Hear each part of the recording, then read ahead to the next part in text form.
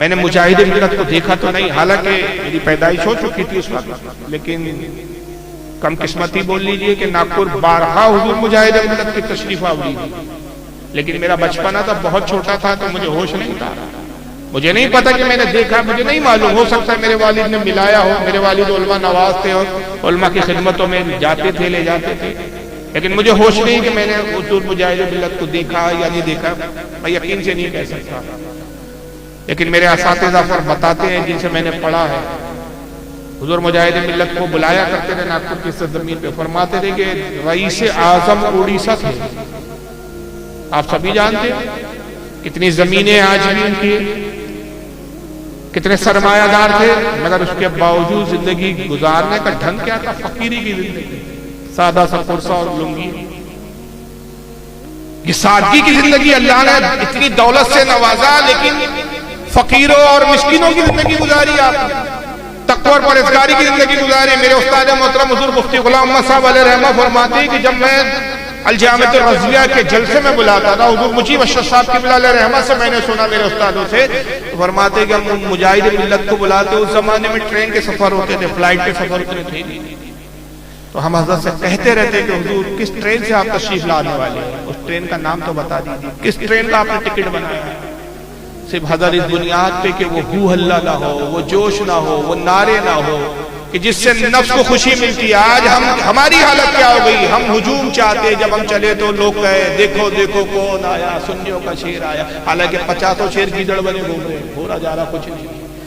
سب سے زیادہ جوتے یہی قوم کھا رہی ہے، مگر پورے قوم میں شیر ہمارے یہاں بھرے پڑے ہیں،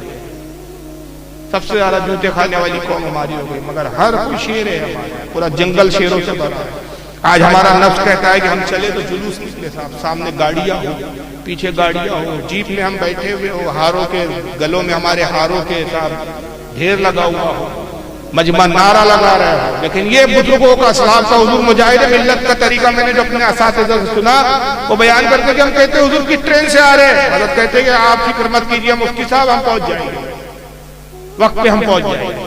ٹرین کی اطلاع نہیں دیتے۔ تو حضرت فرماتے کہ تب بھی میں یہ کرتا کہ اڑیسہ سے جتنی ٹرینیں آنے والی ہیں ان کے ٹائم معلوم کرتا اور مدرسے کے طلبہ کو اسٹیشنوں پہ بٹھا دیتا کہ جیسی حضور مجاہد ملت آئے تو تم دیکھنا، استقبال کرنا، فوراً خبر کرنا، ہم فوراً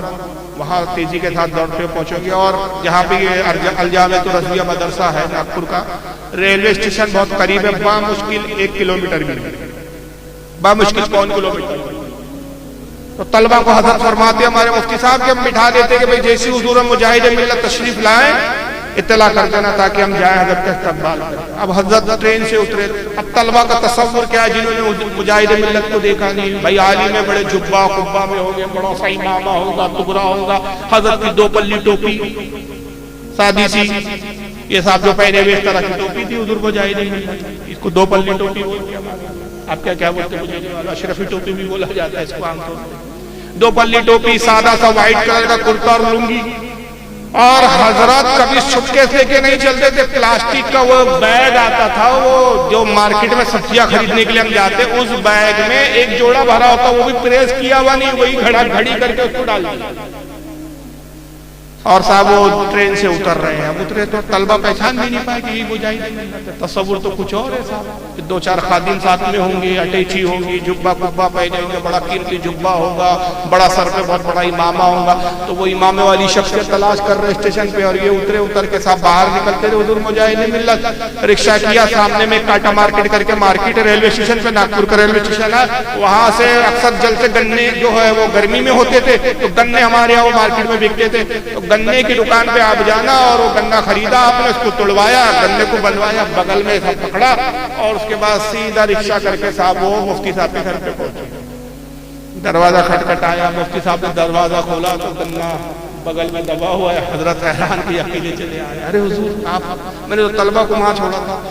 ارے مفتی صاحب آپ نے کیوں طلبہ کو بھیج دیا، بس ہم تو چلے آئے، لیجئے یہ تحفہ قبول کیجیے۔ وہ گنا جو ہے وہ صاحب کٹا ہوا مفتی صاحب کو پیش کرتا۔ ہمارے دوست جو ساتھ میں اس وقت مفتی صاحب کے جو نواسے وغیرہ بیان کرتے کہ اس وقت ہم بھی نہیں جانتے تھے کہ حضور مجاہد ملت کس بزرگ کا نام ہے، ہم دیکھتے یار حضرت سے مفتی غلام محمد صاحب ایک بہت بڑا نام تھا، ہمارے اکابرین میں شمار ہوتا، بڑے بڑے علماء آتے تھے، اب حضور مجاہد ملت آئے تو بڑے بڑے علماء کو ہم نے دیکھا کہ مفتی صاحب کے ہاتھ چوم رہے ہیں، پیر چوم رہے ہیں، مگر مجاہد ملت کا مقام ہے کہ حضور مجاہد ملت آتے تو حضور مفتی صاحب کی بلا مجاہد ملت کو اپنے پلنگ پہ بٹھا دیتے اور خود زمین پر بیٹھ جاتے۔ تو حضور مجاہد ملت بار بار اٹھ کے حضرت مفتی صاحب آپ کیا کر رہے ہیں، آپ اوپر تو آئیے۔ نہیں حضرت میں یہاں ٹھیک ہوں، حضرت آپ کے قدموں میں مجھے رہنے دیجیے۔ تو گھر کے لوگ طلبہ حیران کہ بھائی یہ کون آتی ہے یار، یہ لنگی پہنے ہوئے صاحب، نہ لباس کوئی شاہانہ ہے نہ ٹوپی شاہانہ ہے نہ سر پہ امامہ ہے، سیدھے سادے دکھ رہے ہیں، یہ کون ہے بھائی؟ کہ وہ مفتی جس کے سامنے بڑے بڑے علماء جھکتے ہیں وہ خود ان کے قدموں میں جھکا پڑا ہے۔